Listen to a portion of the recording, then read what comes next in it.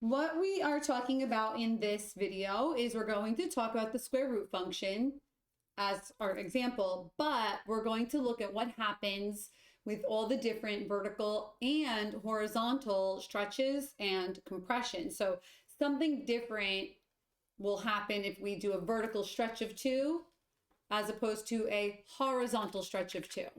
What we want to remember is that whatever the original graph looks like, if you stretch that horizontally by a number, you just multiply all of the horizontal movements or numbers by whatever that number is.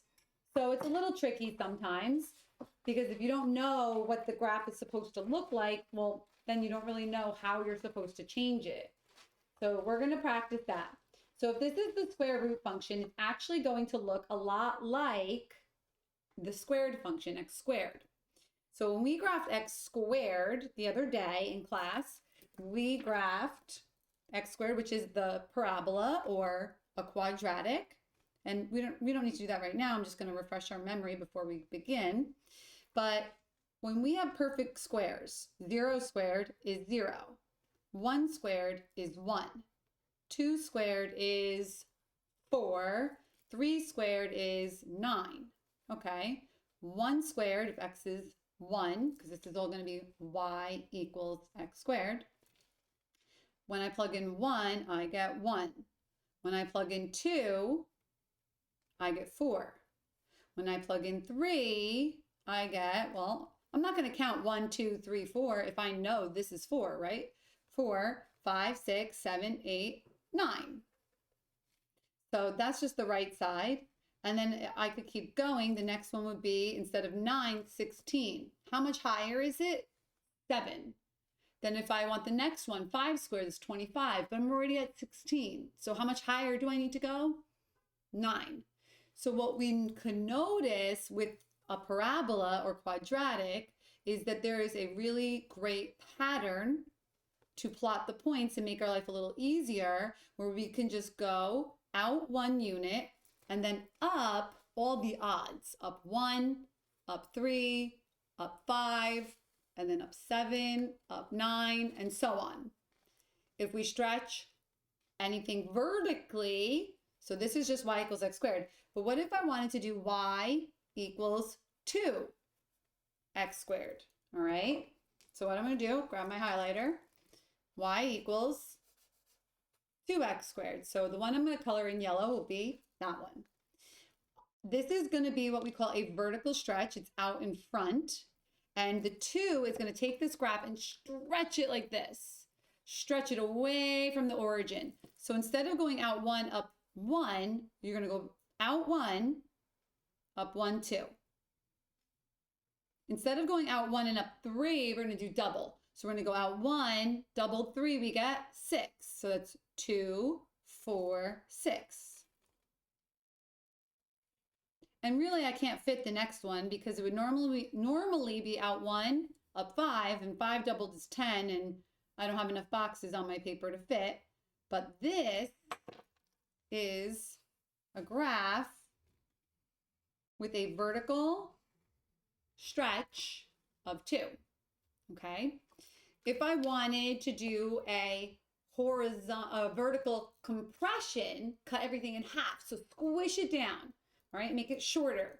So I always think like a little gummy bear, you know, little bears, you could stretch them out, make them tall and skinny, you could squish them down and make them short and fat, right? Okay, what about that?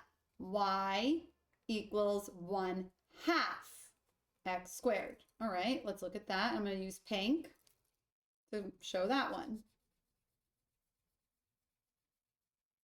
Now, all I do, it's a vertical compression. I'm going to push down. I'm not changing anything horizontal. Horizontal would be like this. So I'm going to go out 1, up 1/2. Out 1, because it's half of 1. Now, normally we would go up 3. Half of 3 is 1/2. Out 1, normally next you'd go up 5. Half of 5, 2/2. 1, 2, and a half. Out 1, up, normally next step would be 7. We're going all the odd numbers. Half of 7, 3.5. That's a half, and 3 more. That's a half. 1, 2, 3 more. I could fit even more. Next, after 7 would be 9, but I'm cutting everything in half. Half of 9 is 4.5. 1, 2, 3, 4.5. Just making it. 1, 2, 3, 4.5.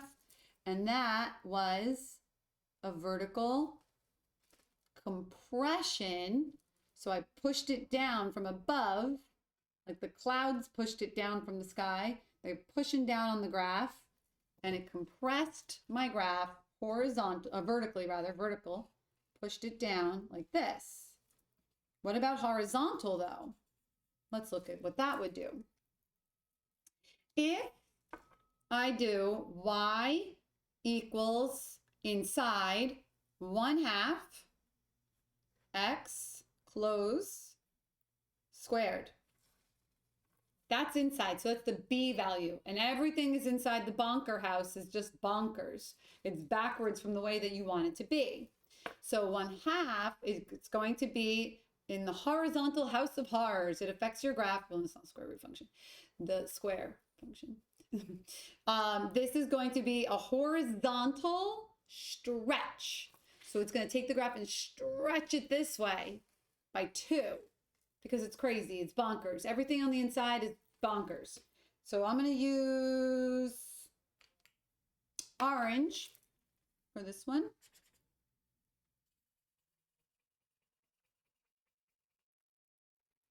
I'm going to go, instead of out 1, up 1, I'm going to pull and double everything like this. So instead of out 1, up 1, I'm going to go out 1, 2, up 1. Next, normally out 1, up 3, but I'm going to go out 2, up 3. Out 2, up 3. Instead of going up over 1, up 5, I'm going to go out 2, up 5.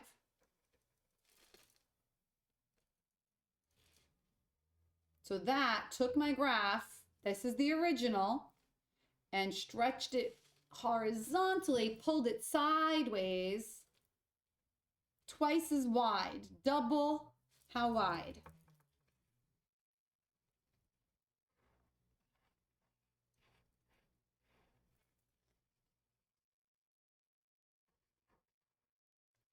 So the original one was this, and it's this one here. That's plain normal graph. And that's not everything, but that was just a few examples of how the graph can change. So my pink graph, it got wider, and my orange graph both got wider. The pink one got wider here with 1/2. This has a 1/2 also, but it's inside. The point on the blue stretched this way wider for the orange, but the point on the blue for the pink went down and pushed down over here. So where the points go matters by, what kind of stretch or compression it is. They could look very similar, but there's a little difference in the graph, okay? So that's with the parabola. We could do more practice with that another day, but let's do the square root function. So the square root function, that's actually very similar to this one, but it's like this, and it's only the top half. So let's see what happens. Ready? Let's do the original first. Original. So for the original one, I'll do blue again, okay? So this one, I'm going to graph it and color it blue. So we know what the original graph looks like on the paper. And then we'll do a couple different 1/2 with 2 with negative and see everything that happens to our graph, okay? So I'm just going to go over this a little bit. Is that okay? Let's see. That's okay. Yeah, you could still see the boxes on your end, right? The little lines. Yeah. Right? Yes. Okay, good. So I'm going to graph this. If I fill in 0 for x, we always use our input to fill in x first and then figure out the output, what we get out from y. If I fill in 0 for x, the square root of 0 is 0. What if I put in 1? What's the square root of 1? It's 1. I'm not going to fill in 2 or 3 because I don't know what the square root of those are in my head. But I'll fill in 4, square root of 4. That's not 4. Square root of 4, oops.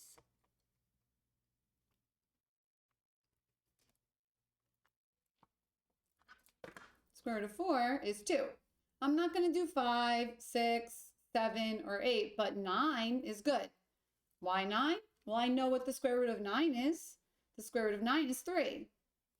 10, 11, 12, 13, 14, 15. This would be 16 over here, right?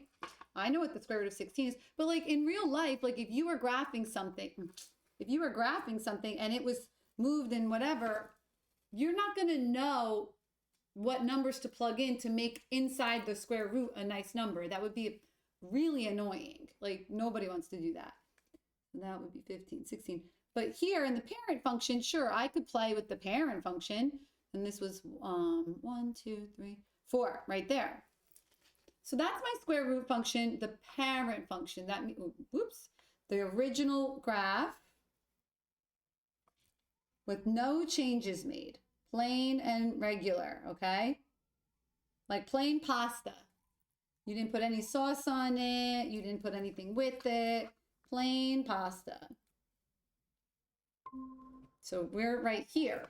Now from here, what we're going to do, I'm going to color it blue so that we know that this was the original. And I'm going to now, in a couple colors, I'll do the same colors I did for the other, and we'll see what happens when we change those, okay? So right here, so again, this will all be recorded later if you want to go back and take like, better notes later, and you're just going to watch now, totally good. The one thing we did on yellow, I did a 2 in front. So I'm going to do it in yellow again. So my equation will be y equals a 2 out front, square root x. Now, I'm not going to make a table of values. No way. I don't have time for this. No time. 2 is a vertical, that means up and down, stretch by 2. That means everything that went up, you double how much it went up, but do everything else the same. So look at what this was. Up 1 over 1. Or you could think of it if you want over up. I don't care. Whatever way you want to do it.